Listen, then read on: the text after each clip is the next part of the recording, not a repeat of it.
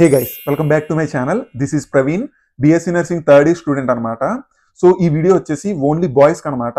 బాయ్స్లో ఎవరైతే BSc nursing join అవుదాము అని అనుకుంటున్నారో వాళ్ళ కోసం మాత్రమే ఈ వీడియో. ఎందుకంటే చాలా మంది నన్ను కామెంట్స్లో అడుగుతున్నారు, అన్న బాయ్స్కి బిఎస్సీ నర్సింగ్ ఎలా ఉంటుంది, సో అడ్మిషన్ ఎలా తీసుకోవాలి, కాలేజెస్ ఏంటి, మంచి కాలేజెస్ ఏంటి, హాస్పిటల్లో బాయ్స్కి గర్ల్స్కి సేమ్ ఉంటుందా, క్లాసెస్ అన్ని సేమ్ ఉంటాయి, అలా చాలా డౌట్స్ అయితే అడుగుతున్నారు. సో నేను ఒక బిఎస్సీ నర్సింగ్ స్టూడెంట్, నేను కూడా ఒక ఎగ్జాంపుల్ కాబట్టి మీకు, నేను బిఎస్సీ నర్సింగ్ చదువుతున్నాను అండ్ కో ఎడ్యుకేషన్ మాది, గర్ల్స్ బాయ్స్ ఉంటారు. నాకు తెలిసిన కొన్ని విషయాలు అయితే నేను మీకు చెప్తాను. ఫస్ట్ మీరు లైక్ చేసి అయితే వీడియోని కంటిన్యూ చేయండి. నర్సింగ్ కోర్సెస్ అనేవి ఓన్లీ ఫిమేల్సే జాయిన్ అయ్యేవారు. సో రాను ఇది మారింది. ఏంటంటే బాయ్స్ కూడా జాయిన్ అవుతున్నారు, వాళ్ళకు కూడా మంచి కెరీర్ ఆపర్చునిటీస్ అనేవి వస్తున్నాయి అనమాట. మనం చూసుకుంటే కొంతమంది సైకియాట్రీ పేషెంట్స్ ఉంటారు, ఆర్ కొన్ని ఎమర్జెన్సీ కేసెస్ ఉంటాయి. సో ఇవన్నిటిని ఫిమేల్ హ్యాండిల్ చేయలేదు. సో ఓటీస్లో సో ఇలాగా బాయ్స్ అవసరం కూడా ఉంది అని గుర్తించి బాయ్స్ కూడా బిఎస్సీ నర్సింగ్ ఆర్ నర్సింగ్ చేసే అవకాశాన్ని అయితే మనకి కల్పించారనమాట. ఫస్ట్ అసలు బిఎస్సీ నర్సింగ్ అంటే ఏంటో చూసుకుందాం.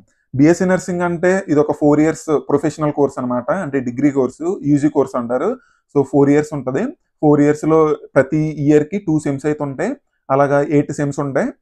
అలా 8 సెమ్స్లో 7 సెమ్స్ అయితే మనం ఎగ్జామ్స్ రాయాలి. లాస్ట్ 6 months ఏదైతే ఉందో 6 months మనం ఇంటర్న్షిప్ చేయాలి. సో ఇది కోర్సు డ్యూరేషన్. సో ఇప్పుడు మోడ్ ఆఫ్ అడ్మిషన్ చూసుకుందాము.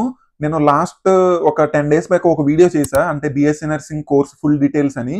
సో అందులో ఏం చెప్పా అంటే, ఈ బిఎస్సీ నర్సింగ్ కోర్సులో జాయిన్ అవ్వాలి అని అంటే ఎంసెట్ అయితే రాయాలని చెప్పాను. సో మన ఏపీ గవర్నమెంట్ స్మాల్ చేంజ్ అయితే చేసిందనమాట.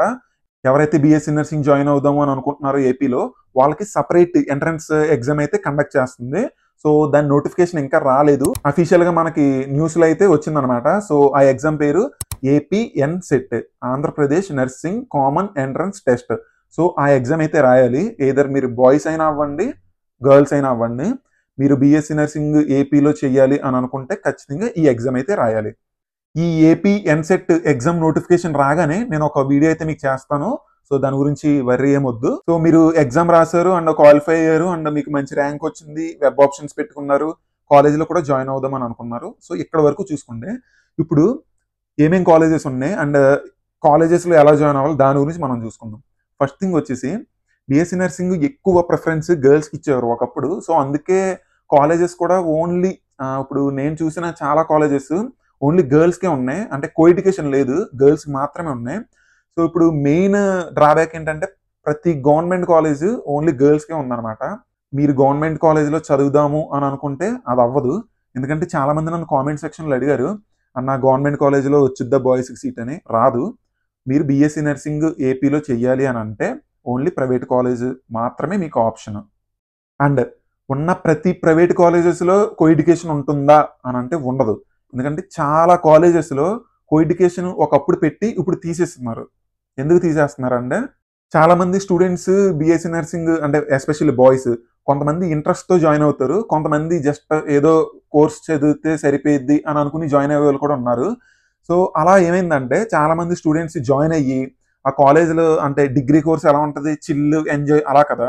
సో మంచిగా ఎంజాయ్ చేద్దాం అన్నట్టే ఇది ఒక ప్రొఫెషనల్ కోర్సు అని మర్చిపోయి సో మిస్బిహేవ్ చేయడం ఆర్ కాలేజెస్లో చెప్పిన మాట వినకపోవడం, సో ఇలా చేయడం వల్ల చాలా ప్రాబ్లమ్స్ వస్తున్నాయి అని కో ఎడ్యుకేషన్ తీసేస్తున్నారు అనమాట, ఏది ప్రైవేట్ కాలేజెస్లో. సో ఇది ఒక మెయిన్ రీజన్ అయింది. సో చాలా కాలేజెస్ కో ఎడ్యుకేషన్ పెట్టి తర్వాత తీసేయడానికి కారణం ఏంటంటే ఇదే, బాయ్స్ సరిగ్గా మాట వినకపోవడం, మిస్బిహేవ్ చేయడం.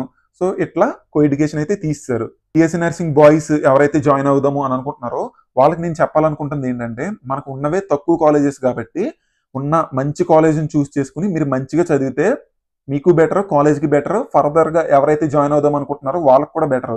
ఇంకా క్లాసెస్ గురించి చూసుకుందాం. మీకు క్లాసెస్, క్లినికల్ డ్యూటీస్ ప్రతిదీ ఏం డిఫరెన్స్ ఉండదు. బాయ్స్కి గర్ల్స్కి సేమ్ అయితే మీకు టీచ్ చేస్తారనమాట. సో అందులో మీకు ఎక్కడ డిఫరెన్స్ ఉండదు. పేషెన్సీ చాలా ఎక్కువ ఉండాలి. అండ్ సెకండ్ థింగ్ ఏంటంటే, రిటర్న్ వర్క్ చాలా అంటే చాలా ఎక్కువ ఉంటుంది. మీరు ఇంకా రాయడమే అనమాట, యూనిట్స్, ప్రొసీజర్స్ ఇవన్నీ రాయడమే. సో ఇవి కూడా మీరు గుర్తుపెట్టుకోండి.